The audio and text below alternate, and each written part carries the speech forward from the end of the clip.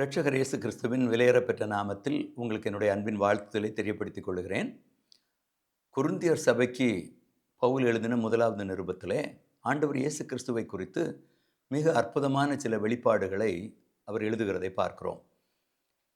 ஒரு விதத்திலே அது தேவ ஞானமாக இயேசு வெளிப்பட்டார் என்று அதை காட்டுகிறது. இயேசு தேவ ஞானம்.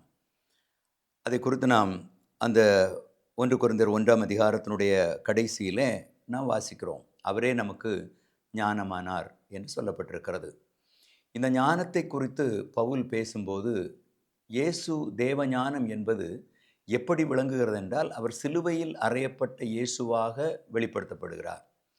சிலுவையிலே இயேசு தேவஞானமுடையவர் அல்லது தேவஞானம் என்பதை வெளிப்படுத்தினார் என்பதை பார்க்கிறோம். ஏனென்றால் சிலுவை மரணம் என்பது அந்த நாட்களிலே எல்லாருக்கும் ஒரு சாபத்துக்குரிய ஒன்றாக இருந்தது. சாபத்துக்கு ஏதுவான ஒரு சிலுவை. அந்த சிலுவையிலே இயேசு தேவ ஞானமாக வெளிப்பட்டார். இரட்சிப்பை அருளுவது தேவனுடைய ஞானம், தேவனுடைய கிருபை. ஆண்டவருடைய நோக்கமே இந்த உலகத்தில் இயேசுவை அனுப்பி அவர் இரட்சகராக நமக்கு இரட்சிப்பை அருளுகிறவராக வெளிப்பட வேண்டும் என்பதுதான். அதை சிலுவை மரணத்தின் மூலமாக தேவன் உண்டாக்குகிறார். அப்போது இயேசு சிலுவையில் மரித்தபோது, சிலுவையில் அறையப்பட்ட இயேசுவாக இயேசு வெளிப்படுத்தப்பட்ட போது அங்கே தேவனுடைய ஞானம் விளங்குகிறதை பார்க்கிறோம். பழைய ஏற்பாட்டின் காலத்திலே பலிமிருகங்கள், பலியிடுதல் போன்ற காரியங்கள் ஏராளம் நடைபெற்று கொண்டிருந்தன. ஆனால் இயேசு நம் எல்லாருக்காக உலகத்தின் பாவத்தை சுமந்து தீர்க்கிற தேவ ஆட்டுக்குட்டியாக உலகத்தின் எல்லாருடைய பாவங்களையும் பலியாக ஒப்பு கொடுத்து அவர் பாவ மன்னிப்பை கொடுத்தார் என்பதை பார்க்கிறோம். இது ஒரு தேவ ஞானம். எப்படி ஒரு ஆடு மாடுடைய இரத்தம் ஒரு மனிதனுடைய பாவத்தை மன்னிக்கும் என்று அவர்கள் நம்பினார்களோ, அதே வேளையில் இன்றைக்கு இயேசு மனிதனாக இந்த உலகத்தில் வந்து அவர் தன்னுடைய ஜீவனை கொடுத்தபடியினாலே முழு உலகத்தின் பாவத்தையும் அவர் சுமந்து தீர்த்து விட்டார். சிலுவையில் அறையப்பட்ட இயேசு உயர்த்தப்பட்டிருக்கும் போது எல்லாரையும் இழுத்து கொள்வார் என்பதை நாம் பார்க்கும்போது அதிலே தேவ ஞானம் விளங்குகிறது. அது நமக்கு புரியாததாக இருக்கிறது. பல வேளைகளில் தேவ ஞானம் நமக்கு புரியாது. ஏனென்றால் அவர் அனந்த ஞானம் உள்ளவர். தேவனுடைய ஞானத்தை நம்முடைய மூளைக்குள்ளே அடக்கி கொள்ள முடியாது.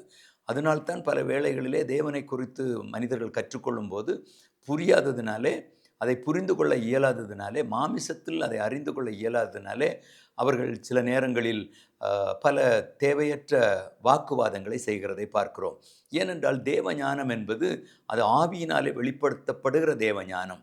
அது வார்த்தையினாலோ அல்லது மனிதனுடைய மூளையினாலோ வெளிப்படுத்தப்படுகிற தேவஞானம் அல்ல. அந்த தேவஞானத்தை 1 கொரிந்தியர் புஸ்தகத்திலே பவுல் எழுதுகிறதை பார்க்கிறோம். இந்த 1 கொரிந்தியர் புஸ்தகம் மிக முக்கியமாக அந்த நாட்களிலே அந்த சபையில் இருந்த ஒழுக்கக்கேடுகளுக்கு விரோதமாக எழுதப்பட்டது. அந்த ஒழுக்கக்கேடுகள், பலவிதமான ஒழுக்கக்கேடுகள் அந்த மக்களிடத்தில் இருந்ததை, அது எப்படி விடுதலையாக முடியும், அதிலிருந்து எப்படி அவர்கள் ரட்சிக்கப்பட்டு ஆண்டவருடைய பிள்ளைகளாய் மாற முடியும் என்பதை இந்த 1 கொரிந்தியர் நிருபம் எழுதுகிறது. அதற்கு மூல காரணமாக அல்லது அதுக்கு பரிகாரியாக, அந்த பாவத்துக்கு, அந்த ஒழுக்கக்கேடான வாழ்க்கைக்கு விடுதலை கொடுக்கிறவராக இயேசு தேவஞானமாக வெளிப்படுகிறார். அந்த தேவஞானம் இயேசுவின் சிலுவை மரணத்தில் வெளிப்பட்டதாக பவுல் சொல்லுகிறதை பார்க்கிறோம். ஆகவே இந்த புத்தகத்தை முழுவதுமாக வாசிக்கும்போது ஒரு மனிதன் எப்படி பரிசுத்தம் அடையலாம், ஒழுக்கக்கேடான வாழ்க்கையிலிருந்து எப்படி சரியான வாழ்க்கைக்கு வரலாம் என்பதை அது எடுத்து காட்டுகிறதை பார்க்கிறோம். எல்லாவற்றையும் கடிந்து கொண்டு பேசுகிற அதே பவுல் உங்கள் எல்லாருக்கும் இயேசு சிலுவையிலே மரித்தபடியினாலே, சிலுவையிலே அவர் இரத்தம் சிந்தினபடியினாலே, அந்த இரத்தத்தின் மூலமாய் சிலுவையில் அறையப்பட்ட இயேசு தேவஞானமாய் வெளிப்பட்டபடியினாலே, அந்த ஞானத்தின் அடிப்படையிலே உங்களுக்கு தேவன் விடுதலை கொடுப்பார், உங்களை தேவன் ஆசீர்வதிப்பார். கொரிந்து சபையிலே சொல்லப்பட்டிருக்கிற ஒழுக்கக்கேடான காரியங்கள் சில வேளைகளிலே நினைத்து பார்த்தால் இவ்வளவு தவறா அவர்கள் செய்தார்கள், இவ்வளவு பாவங்களா அவர்கள் செய்தார்கள் என்று நாம் கேள்வி உறுகிற அளவிற்கு அவர்கள் செய்தார்கள். ஆனாலும் அவர்களுக்கும் இரட்சிப்பு உண்டு, அவர்களுக்கும் மன்னிப்பு உண்டு, அவர்களையும் கர்த்தர் விடுதலையாக்குவார், அவர்களையும் பரிசுத்தவான்களாய் மாற்றுவார் என்று உணர்ந்ததினால்தான் பவுல் அந்த நிருபத்தை எழுதும்போது கொரிந்துவிலே பரிசுத்தவான்களாய் அழைக்கப்பட்டவர்களுக்காகவும் பரிசுத்தவான்களாய் இருப்பவர்களுக்காகவும் நான் எழுதுகிறேன் அவர் சொல்லுகிறார். ஏனென்றால் அவர்களையும் பரிசுத்தமாக்க இயேசுவின் இரத்தத்தாலே முடியும்.